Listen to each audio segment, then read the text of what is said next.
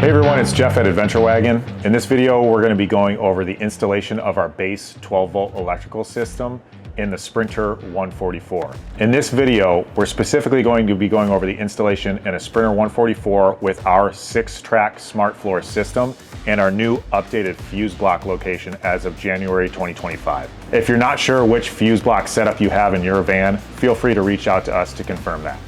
So the tools that you're going to need for this job are a ratchet wrench with a 14, 13, and 10 millimeter socket, as well as a 6, 5, and 4 millimeter Allen wrench, and a Phillips head screwdriver. Side carders aren't absolutely necessary, but they're handy to have around for some zip ties. The first step in the process is to cut the power and take off your rear lower wall panel to gain access to the fuse block plate.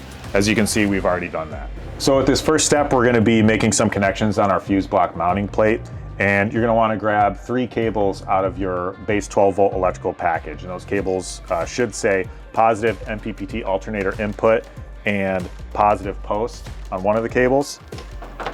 The other one will say positive distribution block to positive fuse block. Those are the 2 labels on that one. And then you're going to have a negative black cable that will say wheel well frame negative bus bar on one end and negative bus bar on the other end. So once you grab those cables and you're ready to go, the first step is we just need to remove the cover from the fuse block, the rubber boot from the positive post, slide that back, and your cover from the negative bus bar, and set those aside. And we're going to be removing the cable that says positive post to fuse block that goes from here to here. So you're going to need your 13 millimeter socket and your 10 millimeter socket for this.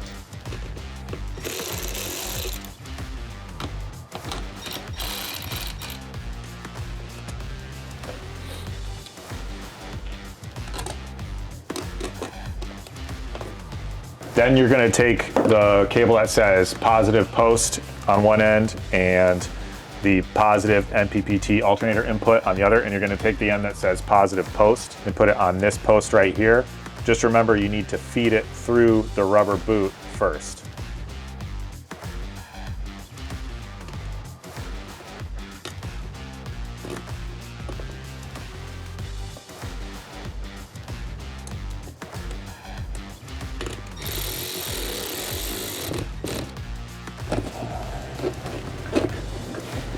And route this cable kind of like this towards the bottom of your fuse block mounting plate. The next cable we're going to attach is the one that says positive fuse block on one end and positive distribution block on the other. So we're going to take the end that says positive fuse block and attach it to the positive end of our fuse block right here.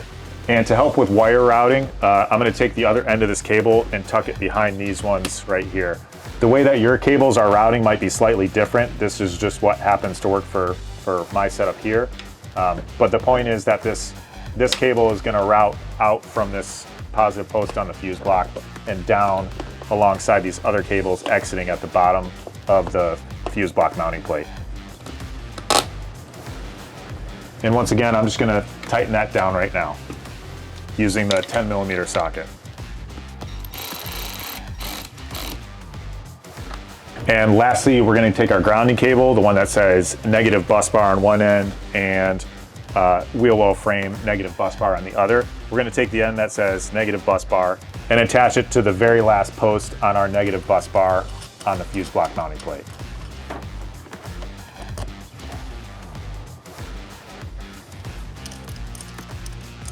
And once again, I'm going to tighten this one down right now. At this point, all of our necessary cables are attached and routed downward and out the bottom of the fuse block mounting plate, so I can wrap this up and put all the covers back on.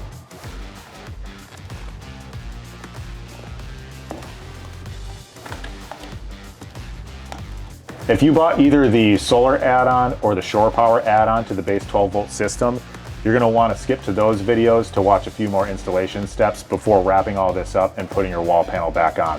But if all you have is your base 12-volt system, then you can put the wall panel back on and continue from here.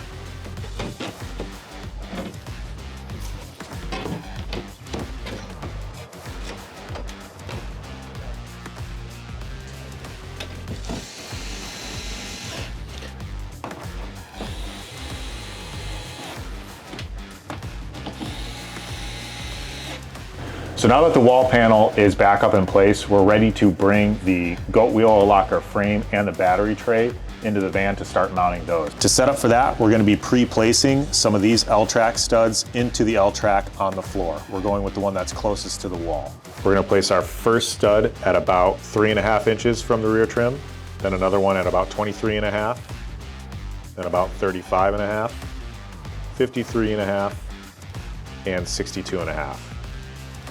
This installation also uses some pre-placed L-track studs on the wall. Again, follow the link to the instructions to tell you where those L-track studs should go. The L-track studs for the wall are going to be placed at about 8 inches from the floor and about 12 inches from the floor. And that's the same for the front and back L-track. If these exact measurements aren't quite lining up with what you see, that's okay. The point is you're just trying to get the L-track stud through one of the rectangular holes in the frame. Now's a good time to remove two of the M10 bolts that are at about 10.5 and about 16.5 inches from the rear trim on the L-track that's closest to the wall. This is going to come into play later on in the video when we go to install our battery mounting tray. And now that we're prepped for hardware, it's time to get the goat wheel locker frame in place.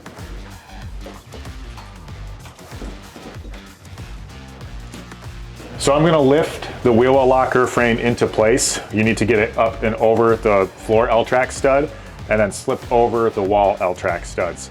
We don't need to bolt anything down or tighten it right now. We're just kind of getting it into place.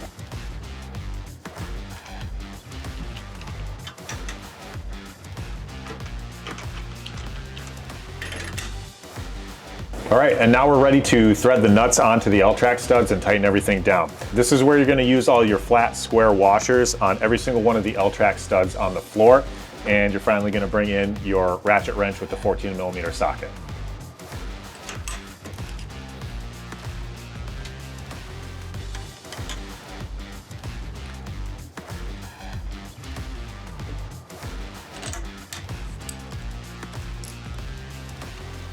So we've got the goat wheel locker frame in place. I also forgot to mention that, as you may notice, the cover for the wheel well locker is not on. We intentionally left that off for the purpose of this video, just so you can see what's going on inside the frame for the installation. So at this point, we're going to bolt the frame down. I'm just going to roll right through this step, but again, you can reference the installation instructions if you have any questions about this step.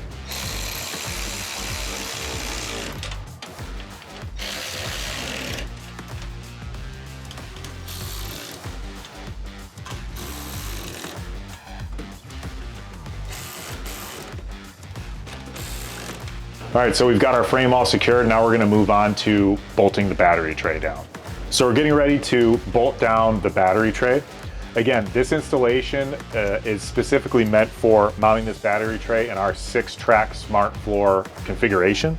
If you have a different smart floor configuration, there is gonna be some supplementary hardware that is provided, and refer to the written instructions for how to do that. It's very similar to how we're mounting it in this video, but just with a few extra steps. Now we're going to install the battery tray with the tab tucking into the back left corner of the wheel well frame. Once it's in place, you want to loosely align all the mounting holes, and we're going to start with the long M8 bolts that are going to go through the tray and into the factory D-ring mounting holes in the floor along the back edge of the tray. And then we'll move to the M10 bolts that will replace the ones that we took out of the floor L-track.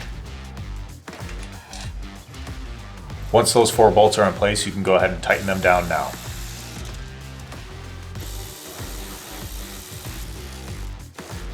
Next up, we're going to get our battery spacer in place. This just keeps the batteries above the bolt heads. So when you put it down, you should see every one of the bolt heads that you just installed exposed through one of the holes. That's how you know you have it in place properly. All right, we're ready to put our batteries in place here. So the first thing we're going to do is get the strap ready to go. It's just a little easier to do that before the batteries are here.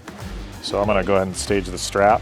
And the batteries are going into place so that the negative terminal is closest to the wall. And they're going to stack one in front of the other like this.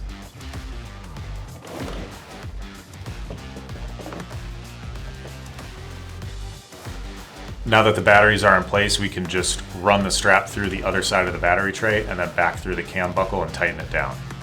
You might need to adjust the batteries a little bit and readjust the strap to just make sure it's nice and tight and it's holding the batteries down really firmly.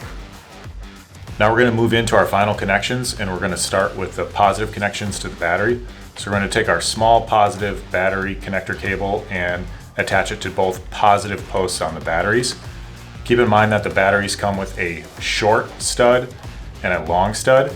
So you're going to use the short stud on the connection on the rear battery and the long one on the front battery, because the long stud will not only connect the other end of that cable, but also the terminal fuse holder. Once our short positive battery connector cable is on and securely tightened, we're going to take our 125 amp terminal fuse and we're going to place it on the post furthest away from the battery terminal itself. Once it's on, we're going to take our positive red cable with the end that's labeled positive battery fuse, and we're going to attach it above that 125 amp terminal fuse.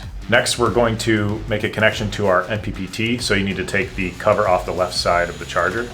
Next, we're going to take the positive cable end that's labeled positive MPPT alternator input, and we're going to attach it to the bottom alternator input post on the MPPT charger.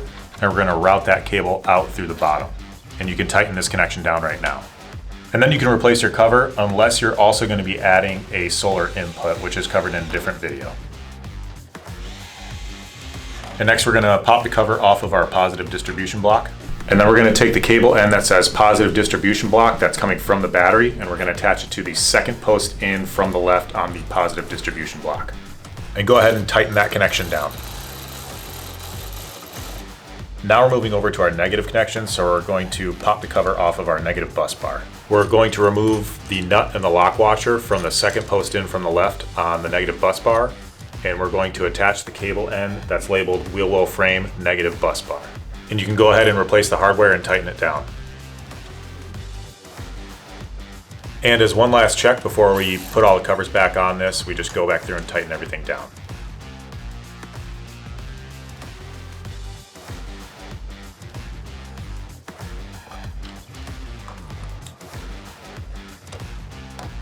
On the positive distribution block cover, if you haven't already done this, you can break the little tabs off of the clear cover to allow the cables to pass through. And it should look something like this once it's all buttoned up. Now we're going to move back to the batteries and tighten down those positive connections now that our wiring is all routed. Final connections are going to be on the negative side of the batteries, so we're going to bring in our short negative battery connector cable.